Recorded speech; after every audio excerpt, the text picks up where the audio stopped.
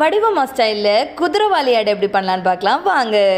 Hi வணக்கம். இப்போ நம்ம இன்றைக்கி பார்க்க போகிறது என்னென்னு பார்த்தீங்கன்னா, குதிரைவாலி அடை எப்படி செய்யலாம் அப்படிங்கிறத பார்க்க போகிறோம்.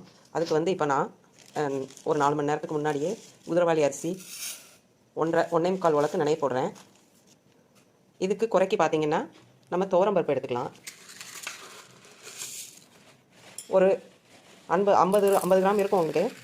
50 கிராம் எடுத்து அதோட சேர்த்து போட்டுருங்க. போட்டுட்டு ஒரு 4 மணி நேரம் ஊற போட்டுருங்க. நீங்கள் கடலைப்பருப்பு போடுறத விட துவரம்பருப்பு போட்டிங்கன்னா அடை ரொம்ப சாஃப்ட்டாக இருக்கும், முறுமுறுப்பாகவும் இருக்கும். இதை ஊற வச்சுட்டு நம்ம 4 மணி நேரம் கழித்து உங்களுக்கு காட்டுறேன்.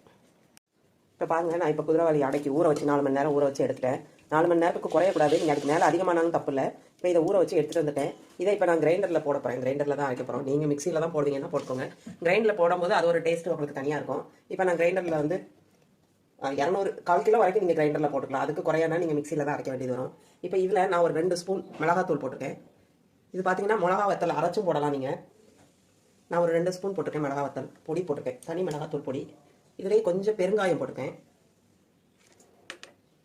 கொஞ்சம் உப்பு போட்டுறேன். தேவைக்கு தகுந்த மாதிரி உப்பு போட்டுக்கோங்க. இப்போ இதுலேயே நம்ம ஓட விட்டுட்டு தண்ணி ஊற்றி ஓட விட்டுட்டு நம்ம அரிசியை போட்டுடலாம். இப்போ நான் இப்போ இதில் தண்ணி ஊற்றிட்டேன். கிரைண்டர் ஓட விட்டாச்சு. இப்போ இதில் நம்ம அரிசியை தூக்கி போட்டுடலாம். இது ரொம்ப மையாவும் அரைக்கக்கூடாது, குறப்பாக அரைச்சி எடுத்துக்கோங்க. அப்போ தான் அந்த அடை டேஸ்ட்டாக இருக்கும். இப்போ பாருங்கள், இந்த ஸ்டேஜில் நான் அரைச்சி வலிச்சு எடுத்துருவேன். இது குறன்னு இருக்கணும். மையா அரைச்சிட்டிங்கன்னா கொஞ்சம் டேஸ்ட் இருக்காது. குறப்பாக இருக்குது. இப்போ நான் வலிச்சு எடுத்துருவேன். இப்போ இந்த அடை மாவில் வந்து நான் வெங்காயம், சின்ன துண்டா நறுக்கின தேங்காய், கருவேப்பிலை இதெல்லாம் கலந்துடலாம். நான் ஒரு வெங்காயம் கட் பண்ணி போட்டிருக்கேன். இது அரிசி அளவு பார்த்தீங்கன்னா 200 அரிசி 50 பருப்பு. இதில் வந்து ஒரு 6 அடை, கிட்டத்தட்ட ஒரு 6 அடை வரும். நீங்கள் 2 பேர் சாப்பிட்லாம். அந்த அளவுக்கு தான் நான் இப்போ போட்டிருக்கேன். இப்போ இதெல்லாம் போட்டாச்சு. இதை கலந்து விட்டுட்டு இப்போ கல் காஞ்சிருச்சு. இப்போ நம்ம அடை ஊற்றிடலாம். இப்போ நான் பார்த்தீங்கன்னா சுற்றி வெளியே இருந்து தான் ஊற்றிட்டு வருவேன். ஏன்னா கொஞ்சம் லேசாக ஊற்றணுங்கிறதுக்காக நான் அந்த மாதிரி பண்ணிட்டு வருவேன். நீங்கள் கனமாக சாப்பிடுவீங்கன்னா நடுவில் ஊற்றி இழுத்து விட்டுக்கோங்க. இப்போ இழுத்து விட்டால் நம்ம கொஞ்சம் அந்த அடை வந்து லேசாக இருக்கும், பார்க்க முறுன்னு இருக்கும். அதனால் நான் இந்த மாதிரி ஊற்றுவேன். இது பார்த்தீங்கன்னா தேங்காய் எண்ணெய் ஊற்றி சுட்டிங்கன்னா ரொம்ப டேஸ்ட்டாக இருக்கும். இப்போ வந்து நான் கடலை எண்ணெய் தான் ஊற்றுறேன். அடைக்கு வந்து நீங்கள் எண்ணெய் கொஞ்சம் நிறையா ஊற்றி சுட்டால் தான் டேஸ்ட் வரும்.